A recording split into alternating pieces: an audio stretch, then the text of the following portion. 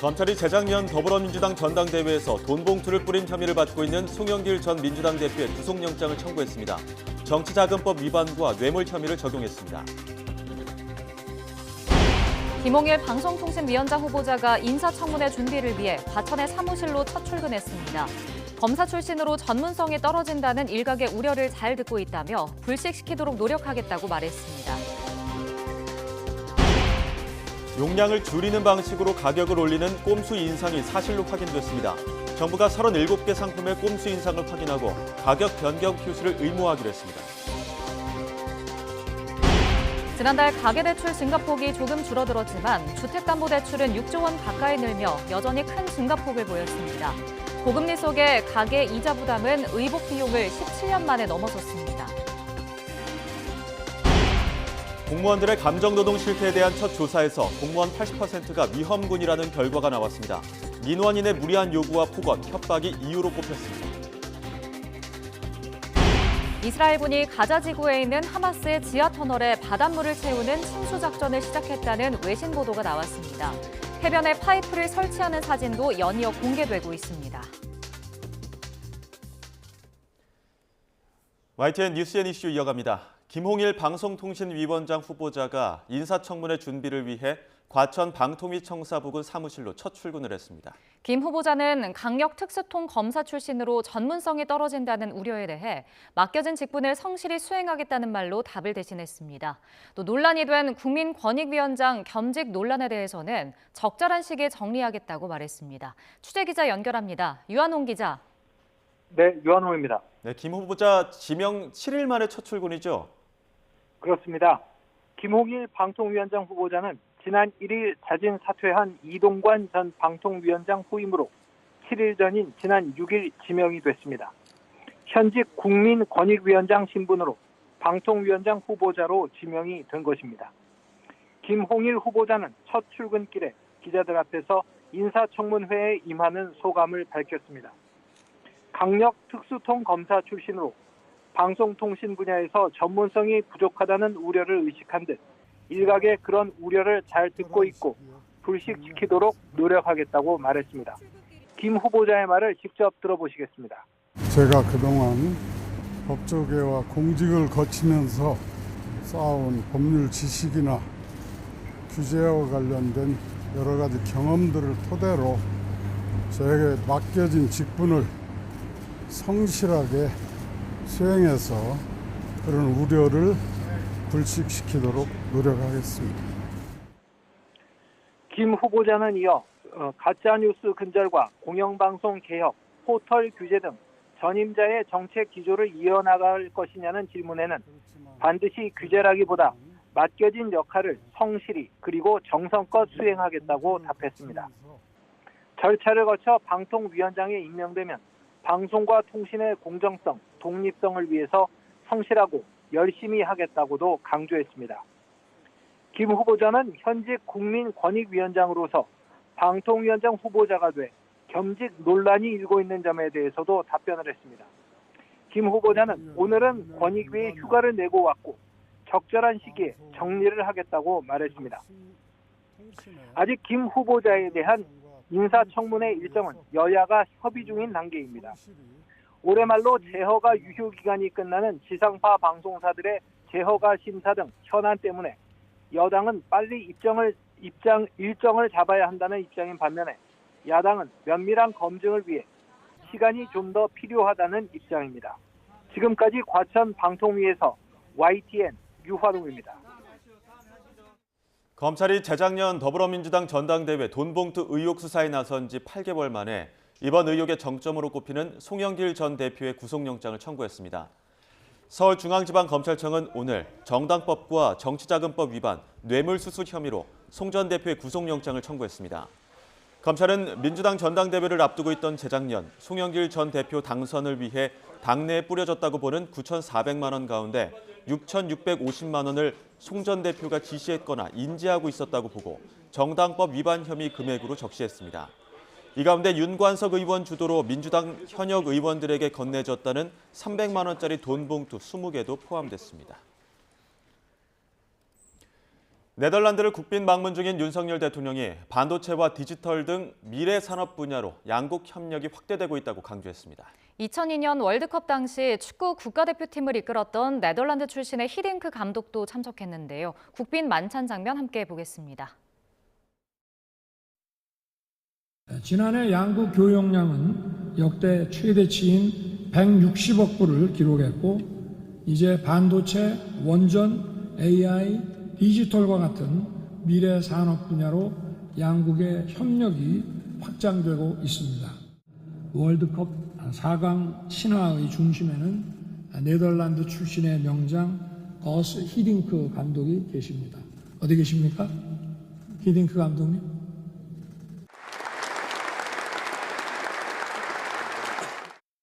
지금 네덜란드의 많은 젊은이들이 K-팝에 열광하고 또 천여 명의 한국 학생들은 네덜란드에서 미래를 위한 꿈을 키우고 있습니다.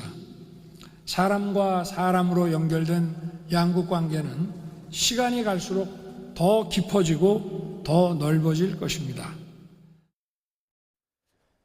총선을 앞두고 거대 양당은 계파 갈등을 비롯해 수싸움으로 바쁘게 돌아가는 모습입니다. 연일 이재명 대표에게 날을 세우고 있는 이낙연 전 대표. 또 이런 이 전 대표를 향한 당내 비판도 거세지고 있죠. 이런 가운데 한때 이낙연 전 대표의 선거 후원을 받았던 이소영 의원까지 비난 대열의 합세에 눈길을 끌고 있습니다. 저는 지금 얘기되고 있는 이낙연 신당은 해서는 안 될 일이고 생각을 바꾸셔야 한다고 고언 드리러 나왔습니다. 예. 어떤 점에서 그렇게 보실 겁니까? 이유는 한 가지인데요. 예. 저는 이 시점에 야당이 해야 될 일은 이번 총선에서 국민들이 윤석열 정권 제대로 심판할 수 있도록 명징한 전선을 만들고 이기는 거라고 생각을 하고요. 네. 지금 이 시점에서 당내 민주주의를 핑계로 해서 그 전선을 흐트리거나 약화시키는 것은 용납되기 어렵다. 특히 이낙연 대표님이 그렇게 하시는 거는 저는 국민에 대한 배신이다 이렇게 생각합니다. 반면 당내에서 이재명 대표를 향해 쇄신을 촉구했던 김영계 원칙과 상식, 이른바 팬덤 정치와의 결별 증거로 제명인의 마을 이장직을 내려놓으라고 요구해왔었는데요. 제명인의 마을 개설자가 오늘 언론에 나와 이 대표는 이미 휴면 상태라며 탈퇴해도 무방하다는 입장을 밝혔습니다. 이재명 대표가 제명인의 마을에서 이장직 맡고 있는 거 그거 내려놓으셔라. 탈퇴하셔라 이 요구였는데 여기에 대해선 개설자로서 어떻게 생각하십니까? 탈퇴하시면 되죠 뭐. 탈퇴하시면 되죠입니까? 네, 대표님과 우리 지지자분들 서로 마음이 중요한 거지. 뭐 탈퇴하고 안 하고 이게 크게 중요하진 않다고 생각합니다. 그리고 이재명 대표님께서는 제명인의 마을에 글을 올리신 지 약 한 1년 정도 지났습니다. 휴면 상태라고 봐주시면 됩니다. 국민의힘은 장제원 의원의 불출마 선언 이후 김기현 대표의 행보를 주목하고 있습니다. 워낙 대표직 사퇴 요구가 거세다 보니 벌써부터 비대위원장에 누가 올 것이냐를 두고 여러 예측들이 나오고 있는데요. 안철수 의원은 다시 인유한 전 혁신위원장을 소환했습니다. 들어보시죠.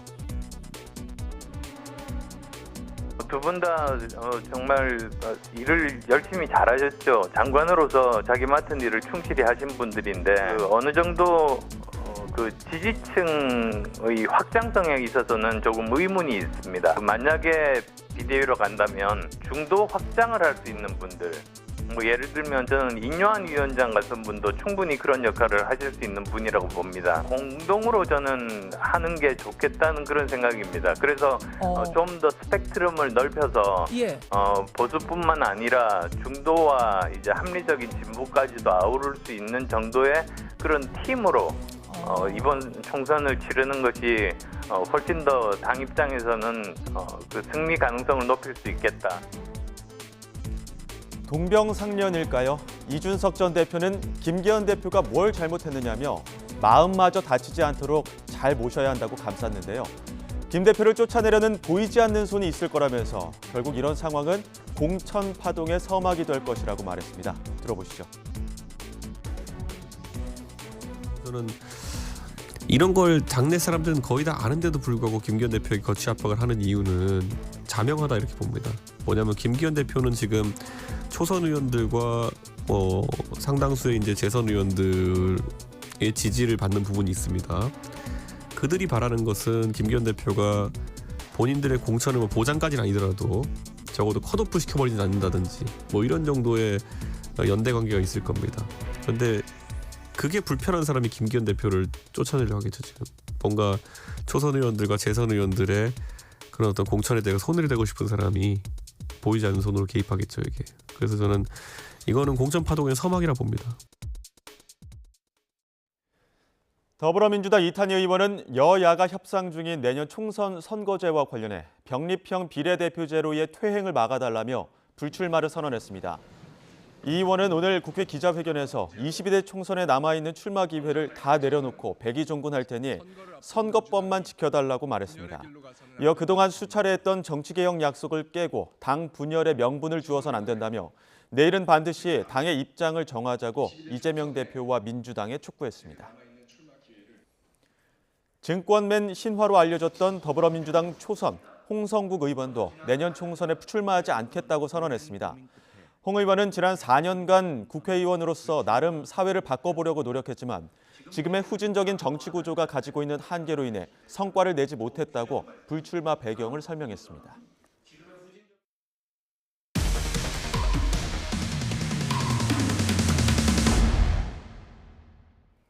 한 달에 최대 5% 수익을 보장하겠다고 약속했던 미국 부동산 투자업체가 돈을 챙기고는 돌연 잠적했습니다.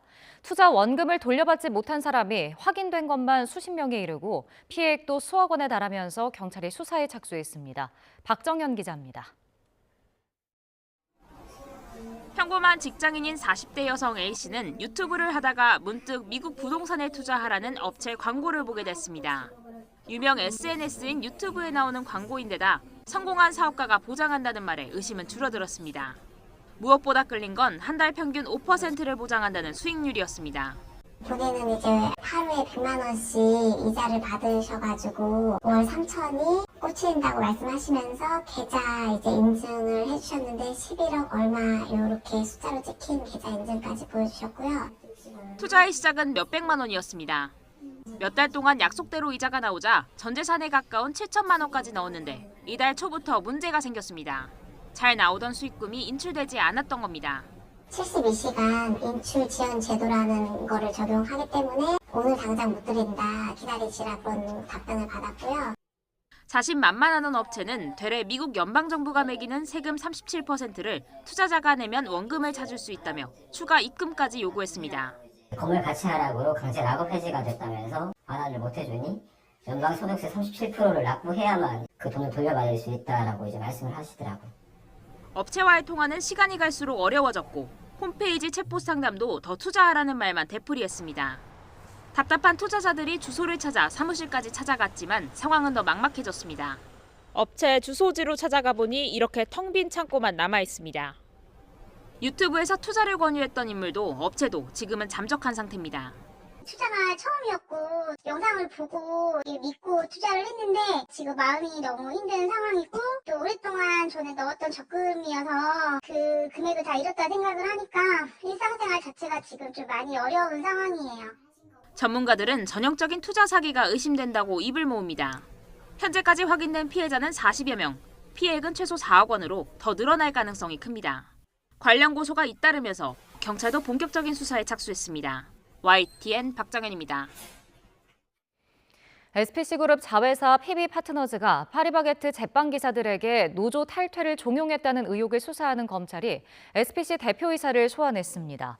서울중앙지방검찰청은 PB파트너즈 대표를 지낸 황 대표를 상대로 부당 노동행위가 이루어진 구체적인 경위와 SPC 본사 차원의 관여 여부를 추궁하고 있습니다.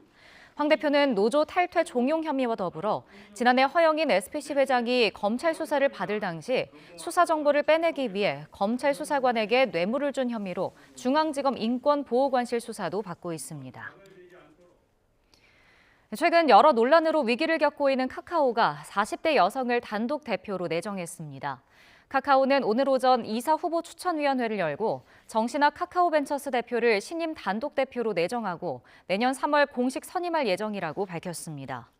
카카오는 새로운 변화를 이끌어가기 위해선 그에 걸맞은 리더십이 필요하다고 결론 내렸다며 정 내정자가 기업 성장 단계에 따른 갈등과 어려움에 대한 이해도가 높다고 설명했습니다. 수도권에 근무하는 현직 부장검사가 후배에게 성차별적 폭언을 했다는 의혹이 제기돼 대검찰청이 감찰에 착수했습니다. 대검은 지난 9일 수원지검 안산지청 소속 A 부장검사를 부산고검 검사 직무대리로 인사조처하고 이원석 검찰총장 지시로 즉시 감찰에 착수했습니다. A 부장검사는 최근 부서 회식 자리에서 후배 검사들을 향해 막말과 성차별적 발언을 했다는 의혹을 받고 있습니다. 공무원들이 민원인의 무리한 요구와 폭언에 시달리면서 감정 노동 정도가 위험 수준인 것으로 조사됐습니다. 인사혁신처는 최근 중앙부처 공무원 1,100명을 대상으로 감정 노동 실태를 조사했더니 이 같은 결과가 나왔다고 밝혔습니다. 응답자의 80%가량이 위험군으로 분류된 가운데 가장 큰 스트레스 원인으로는 민원인의 무리한 요구와 장시간 응대가 31.7%로 가장 높았고 폭언과 협박 29.3%, 보복성 행정신고 20.5% 순이었습니다. 개 식용을 금지하기 위한 개 식용 종식 특별법이 국회 농림축산식품해양수산위원회 소위를 통과했습니다. 개 식용을 둘러싼 오랜 논란의 종지부를 찍기 위한 첫 발걸음을 뗀 셈인데요. 만약 원안대로 상임위와 본회의 등 남은 절차를 통과한다면 우리나라에선 2027년부터 식용을 위한 개 사육과 도축, 판매가 전면 금지됩니다. 이를 어길 경우 처벌 조항도 명시됐는데요. 다만 관련 업계 종사자들을 고려해 정부가 지원 계획을 마련하도록 하는 방안도 담고 있습니다. 하지만 충분치 않다는 게 업계 입장입니다. 정부 여당의 특별법 연내 통과 방침이 정해진 이후 대한육견협회 상인회 등이 잇따라 집회를 열고 반대 목소리를 높이고 있는데요. 키우고 있는 개들을 트럭에 싣고 와 대통령실 앞에서 풀어놓으려다가 경찰에 제지당하기도 했습니다.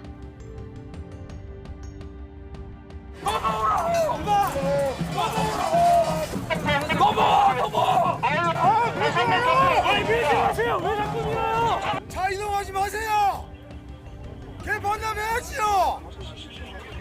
개 반납하자고. 이들은 정부와 국회가 먹거리 선택과 직업 선택의 자유를 억압한다며 특별법 제정 중단을 요구하는 한편 만약 법이 시행된다면 충분한 보상이 뒤따라야 한다고 주장하고 있는데요. 영업 손실 보상 명목으로 개 한 마리당 200만 원, 시설과 장비 보상, 그리고 업종 변경 준비를 위해 최소 10년간 법 적용을 유예해줘야 한다는 입장입니다. 하지만 정부는 사육 두수당 보상하는 선례가 없고 유예 기간 동안 보상금을 더 받기 위해 개체수를 늘리는 부작용이 있을 수 있다며 업계 요구에 부정적인 입장입니다. 육견협회 등은 요구사항이 받아들여지지 않으면 키우고 있는 개 200만 마리를 풀겠다고 으름장을 놓고 있는 가운데 동물단체를 비롯한 애견인들은 반대로 특별법에 조속한 국회 본회의 통과를 요구하는 등 사회적 갈등 양상으로도 번지고 있습니다. 일단 여야 모두 특별법에 입장차가 없어 본회의 통과는 무리가 없을 것으로 보이지만 후폭풍은 작지 않아 보입니다. 재난이나 재해 현장에서 앞으로 경찰의 통제에 따르지 않으면 과태료를 부과받게 됩니다. 현장에서 경찰이 대피 명령을 할 권한이 생기고 위급 상황일 경우 사유지나 개인 건물에도 진입할 수 있는 길이 열렸습니다. 김영수 기자가 보도합니다. 이태원 참사 당시 정부의 무능한 대응에도 환명이 주목받았습니다. 인파 속으로 파고든 경찰. 목이 터져라 호소했지만 홀로 통제력을 발휘하기는 어려웠습니다.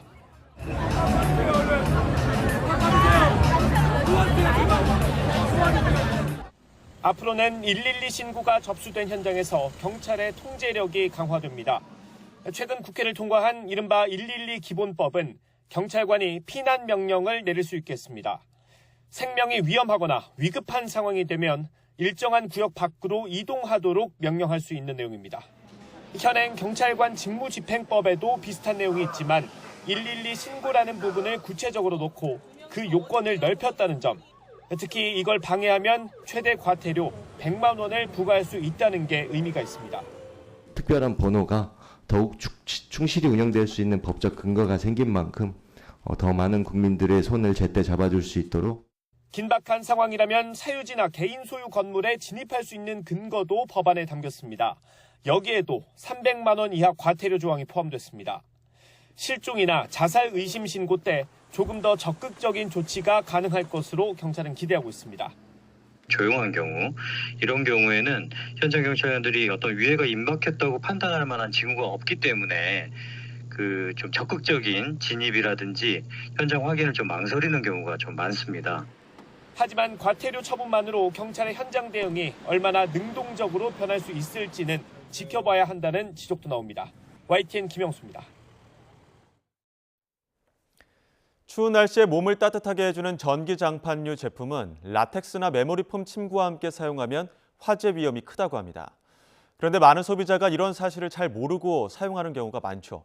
전문가들은 제조사와 판매자가 지금보다 더 확실히 경고 표시를 해야 한다고 강조했습니다. 양동훈 기자입니다.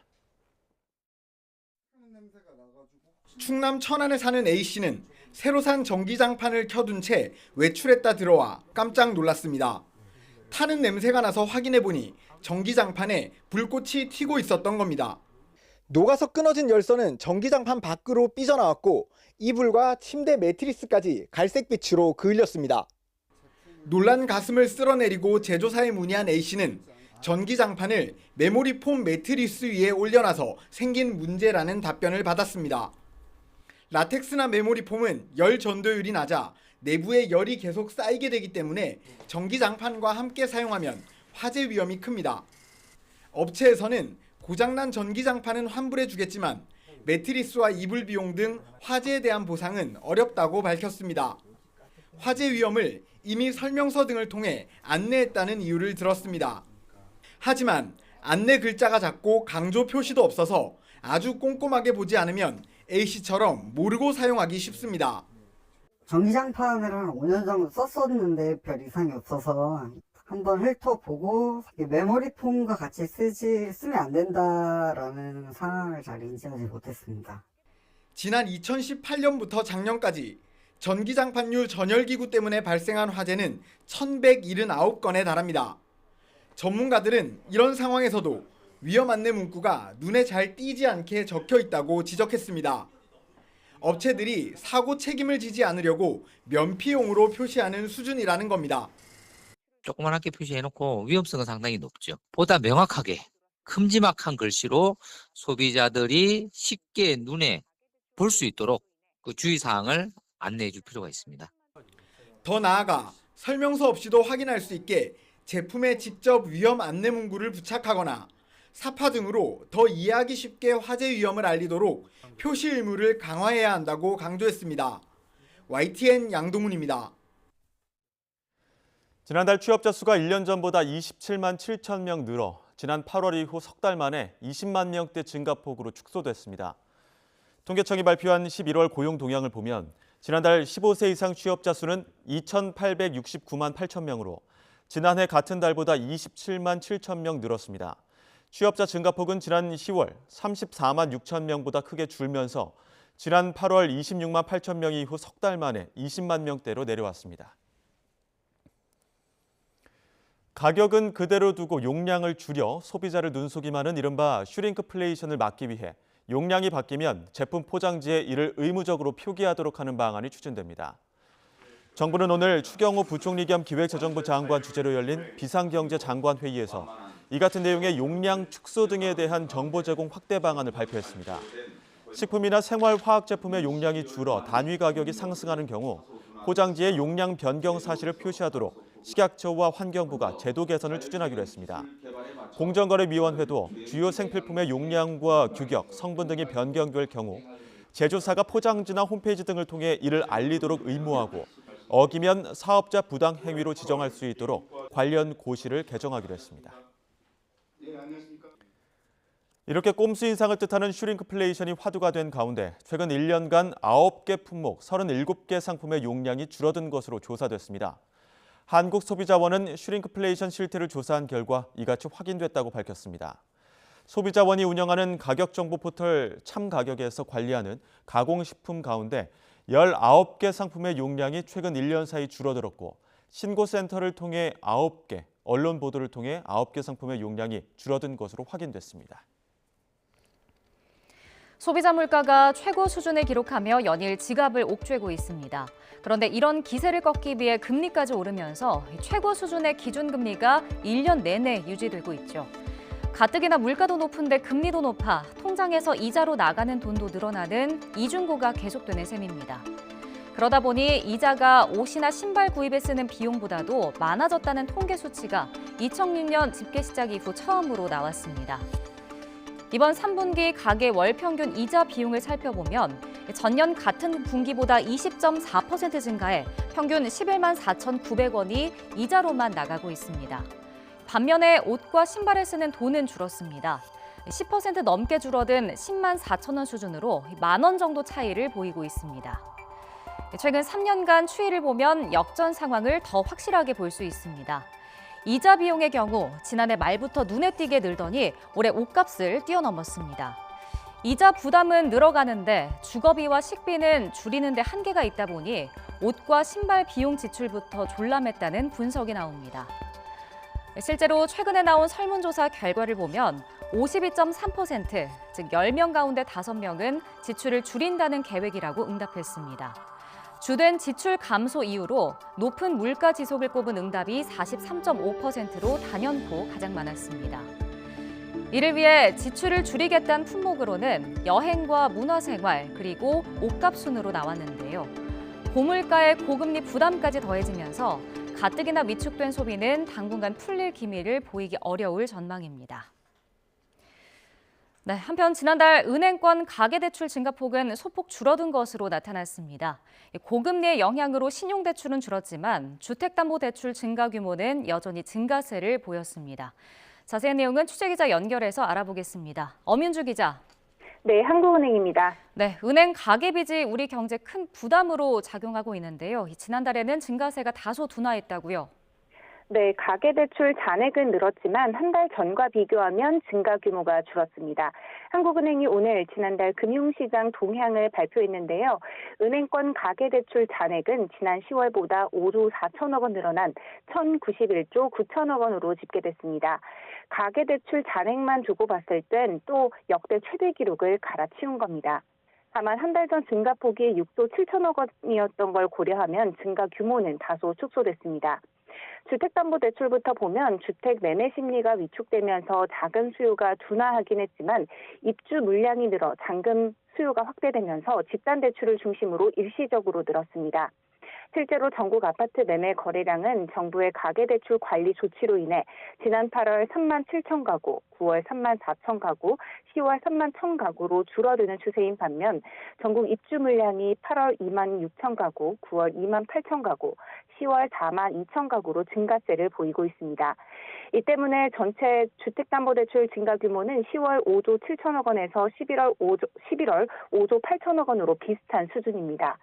대신 고금리의 DSR 규제까지 강화되면서 일반 신용대출과 마이너스 통장 대출 등을 포함한 기타 대출이 감소로 돌아섰습니다. 여기에 연휴 소비 자금과 공모주 청약 관련 자금 수요 같은 일시적 요인까지 사라지면서 전체 기타 대출 잔액이 3천억 원 줄었습니다. 한국은행은 올해 들어 다시 늘어난 가계대출 규모에 대해서는 과거와 견주어 크게 증가했다고 보긴 어렵다고 평가했는데요. 수치를 보면 올해 1월부터 11월까지 은행의 가계대출은 33조 9천억 원 늘었는데요. 지난해 한창 부동산 시장이 얼어붙었을 때와 비교하면 같은 기간 3조 원이 더 많은 수치이긴 합니다. 하지만 부동산 시장이 한창 호황기였던 2020년과 2021년 각각 94조 원, 72조 원 늘어났던 때와 비교하면 올해 증가 규모는 크지 않다는 겁니다. 한국은행은 최근 주택거래 상황 등을 종합해 봤을 때 정부의 대출관리 강화 효과가 분명히 나타나고 있다고 설명했습니다. 네, 지금까지는 은행권 가계대출 상황이었고요. 그렇다면 기업대출은 어떻습니까? 네, 기업대출 증가 규모도 줄었습니다. 지난달 말 기업대출 잔액은 1,253조 7천억 원으로 한 달 전보다 7조 3천억 원 감소했는데요. 역대 11월 증가의 기준으로는 통계 속보치 작성 이후 세 번째로 큰 폭이긴 합니다. 우선 대기업 대출을 보면 보통 연말을 앞두고 대기업들이 신규 대출을 받지 않은 데다 기존에 받았던 대출금도 상환하는 등 계절적 요인이 작용하면서 증가세가 다소 둔화했습니다. 반면 중소기업 대출의 경우에는 은행권 대출 확대 노력과 함께 중소법인을 중심으로 5조 8천억 원 늘면서 증가 규모를 키웠습니다. 지금까지 한국은행에서 전해드렸습니다.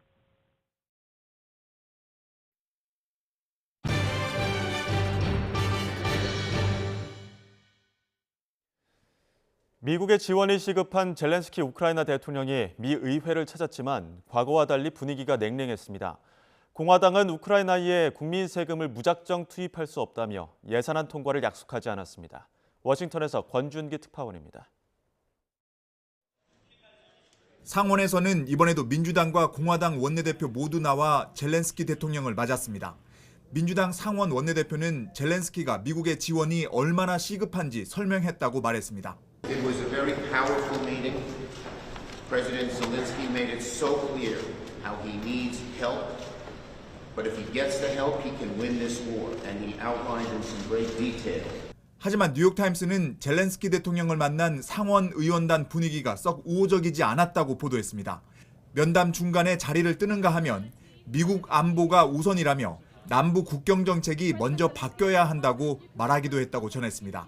하원 의장은 젤렌스키와 면담 이후 국민 세금을 우크라이나에 무작정 쏟아부을 수 없다며 예산안 처리에 조건을 달았습니다.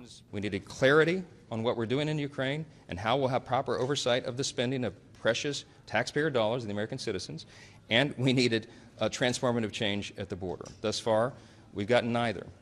의회와 달리 백악관은 우크라이나에 대한 변함없는 지지를 약속했습니다. 바이든 대통령은 의회 승인이 필요하지 않은 2억 달러 군사 지원을 발표한 데 이어 의회에 예산을 서둘러 통과시킬 것을 촉구했습니다. 젤렌스키 대통령은 미국이 이기는 전쟁에 지원하고 있는 거라며 화답했습니다. Putin is banking on the United States failing to deliver for Ukraine. We must prove him wrong. We've already made significant progress. We've shown that our courage and partnership are stronger than any Russian hostility. 지금 공화당은 바이든 대통령 아들 비리 의혹과 관련해 탄핵안 표결을 예고하는 등 여야 대치가 극심한 상황이어서 우크라이나 지원 예산을 연내에 통과시키기는 더욱 쉽지 않을 것으로 보입니다. 워싱턴에서 YTN 권중기입니다. 미국 정부가 러시아의 우크라이나 전쟁 수행을 지원한 제3국 인사와 기업을 단속하면서 한국인을 처음 제재 대상으로 지정했습니다. 미국 재무부 해외자산통제국은 러시아의 군수품과 기계, 장비 등의 획득을 도운 중국, 튀르키예, 아랍에미리트 등의 150개 법인 또는 개인에 새롭게 제재를 부과하면서 제재 대상자 명단에 한국 국적자 61세 이모 씨를 포함했습니다. 재무부는 미국이 제재 대상으로 지정한 러시아 기업 AK 마이크로테크의 핵심 조달 에이전트라고 이 씨의 신원을 소개했습니다. 외교부는 미국의 대러시아 제재 대상에 처음으로 지정된 한국인에 대해 우리 관계 당국이 이미 대러 불법 우회 수출 혐의 등을 인지하고 관련 수사를 진행하고 있는 것으로 알고 있다고 밝혔습니다.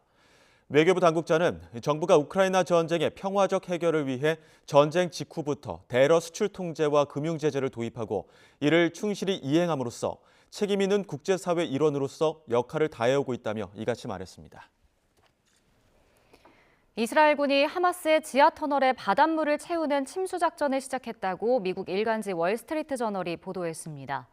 신문은 미국 관리를 인용해 이스라엘군이 하마스의 지하터널을 파괴하기 위한 노력의 하나로 지난달부터 바닷물을 이용하고 있으며 모두 5대 펌프를 설치하고 테스트를 거쳐 터널 침수 작전을 시작했다고 전했습니다. 터널을 침수시켜 지하에 있는 하마스 지도부와 대원, 인질이 지상으로 올라오게 하려는 작전인데 인도주의적 참사 가능성이 있다는 점에서 작전의 정당성과 효용성 논란은 계속되고 있습니다. 가자 지구에 대한 이스라엘의 공격이 계속되면서 주민들의 피해가 커지자 이스라엘에 대한 비난의 목소리가 커지고 있습니다. 미국도 국제 여론을 신경 쓰라며 이스라엘이 정책을 변경해야 한다고 지적했습니다. 김진호 기자가 보도합니다. 이스라엘의 공격이 갈수록 거세지고 있습니다. 특히 가자 지구 남부에서 공격에 고삐를 당기고 있습니다. 12일에는 라파 중심부의 주택들에 대한 공격으로 최소 8명이 사망하고 어린이를 포함해 15명이 다쳤습니다. في كل دار 5 عائلات ما لا يقل عن 40 عائلة هذا اللي صار. كل جيراننا وحبايبنا واصحابنا راحوا بغمضة عين. ايش ذنبهم? 이처럼 가자 지구의 피해가 갈수록 커지자 국제사회의 비난도 커지고 있습니다. 이스라엘이 굶주림까지 무기로 사용하고 있다는 비판까지 나왔습니다.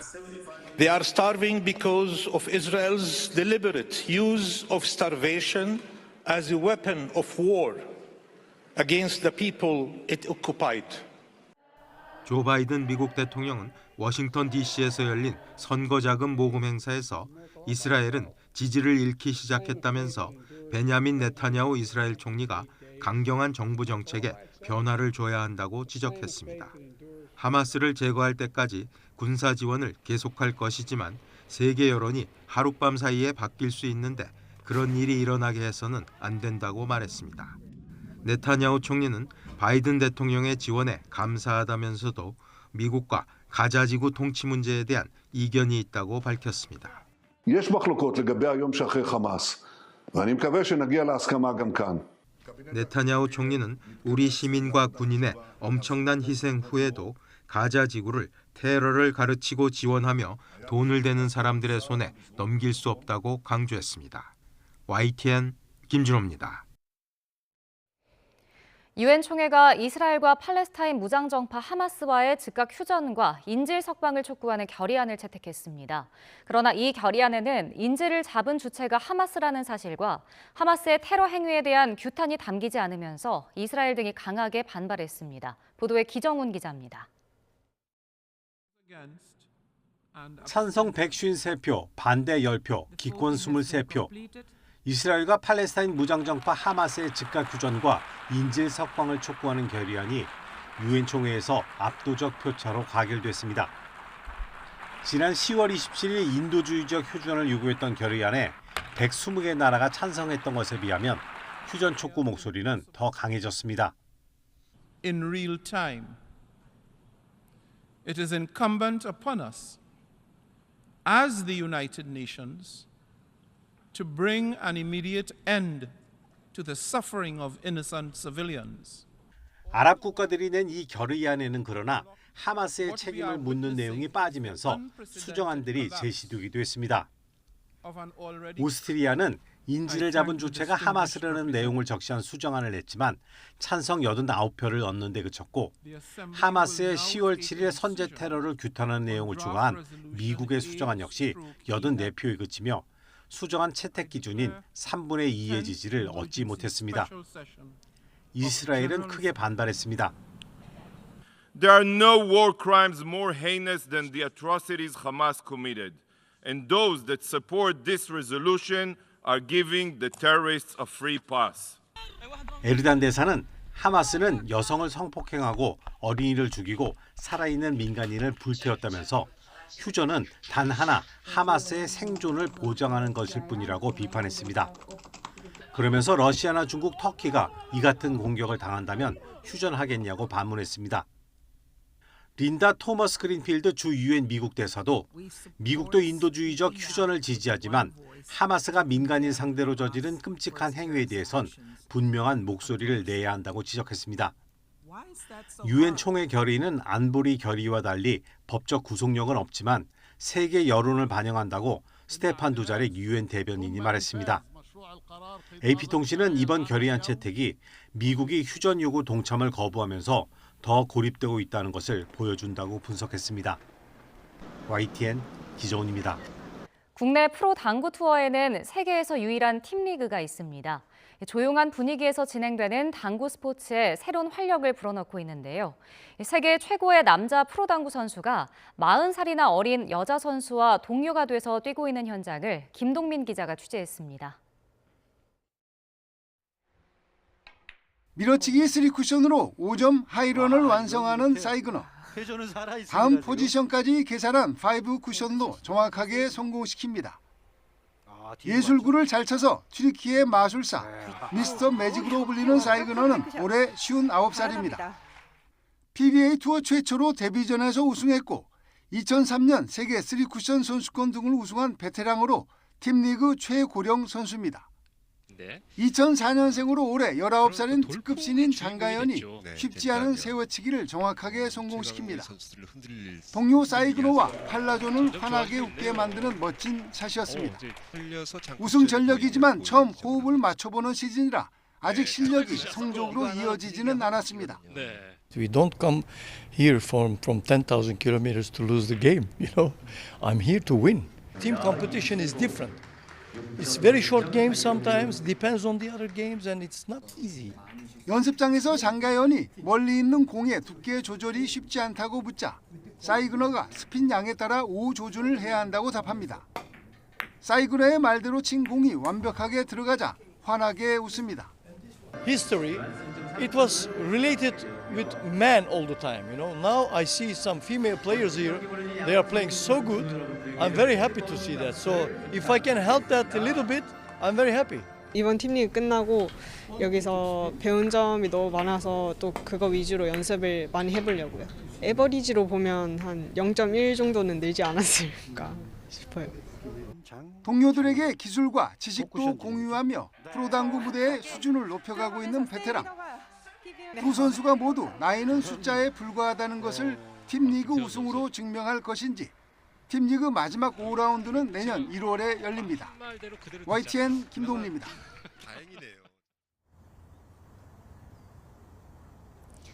오늘은 큰 일교차만 염두에 두신다면 활동하기 무난하겠습니다. 낮이 되니 비교적 온화함이 감돌고 있는데요. 현재 서울 기온은 9.3도로 어제 같은 시각보다는 2도, 예년보다는 4도가량 높습니다. 다만 아침에는 반짝 추위가 이어졌기 때문에 하루 사이에도 기온 변화가 무척 심하겠습니다. 체온 조절에 신경 써주시기 바랍니다. 오늘은 구름만 많은 날씨가 이어지다가 하늘빛이 차차 흐려지겠습니다.